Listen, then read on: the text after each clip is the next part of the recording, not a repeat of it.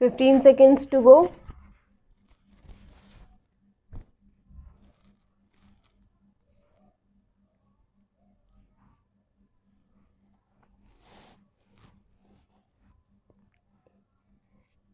In conclusion, I would like to say a word in regard to employment with which I have been dealing so far.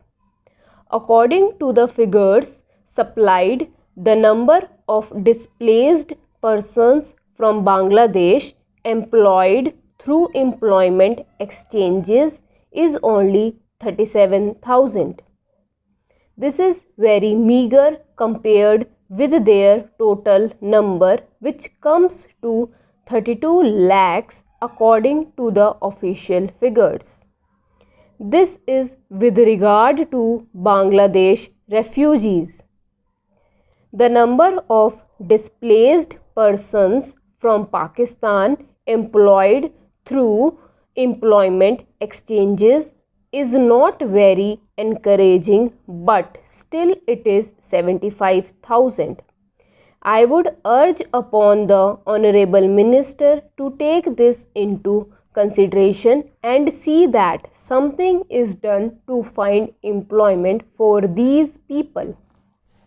Of course, there is some expenditure incurred on general education and vocational training, but when we look at the number of persons who have been given vocational training, we find that the number already trained and under training is only 17,000. This figure also seems to be very small considering the magnitude of the problem before us.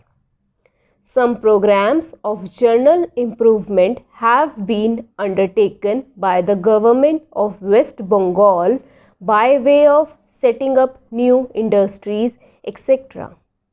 These programs should be looked into and put into operation with a view to giving more employment to these displaced persons. Within the limited time at my disposal, I shall limit my remarks to refugees from Bangladesh. The first thing which strikes one as one looks at the various brochures and publications that have been given to us is the amount of contradiction one has to battle against.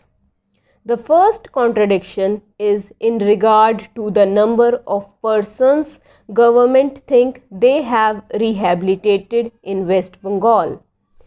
Granting that it is difficult to make a final assessment of the number of refugees who have come from Bangladesh, it is still true to say that at least there should be some sort of parity between what the Union Ministry says and what the West Bengal Rehabilitation Ministry says.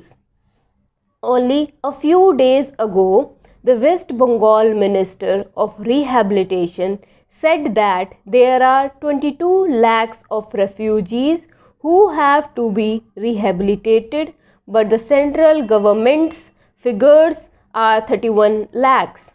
Unless the government know the number of people they have to budget for, it is rather bewildering to know how they mean to plan in bringing about their rehabilitation. As a matter of fact, many other sources believe that figure is far higher, but in any case, there should be some parity and some idea as to the extent of the rehabilitation problem which still remains before the people of West Bengal. The other contradiction is this. On the other hand, Shrimati Renuka Ray says that in the near future they will be making a successful completion of the work of economic rehabilitation of refugees in that state, but only last year Shri A.P. Jain said that as yet the problem of the displaced persons from Bangladesh was a matter which was giving some concern. I really do not understand why, in spite of Shri A.P. Jain recognizing that the problem is still quite serious, Shrimati Renuka Ray should have made such a statement. Yet, when we heard the Honorable Finance Minister, we find that there has been a big shortfall in rehabilitation budget.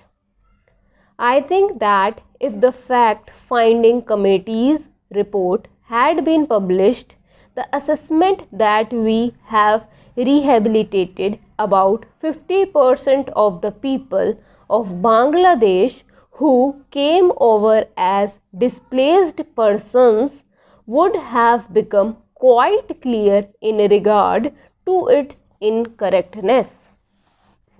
As a matter of fact, when we went round the camps and colonies in West Bengal, we found that as yet not more than 15% of the people have been rehabilitated in the sense that they are able to eke out their subsistence on the poorest levels.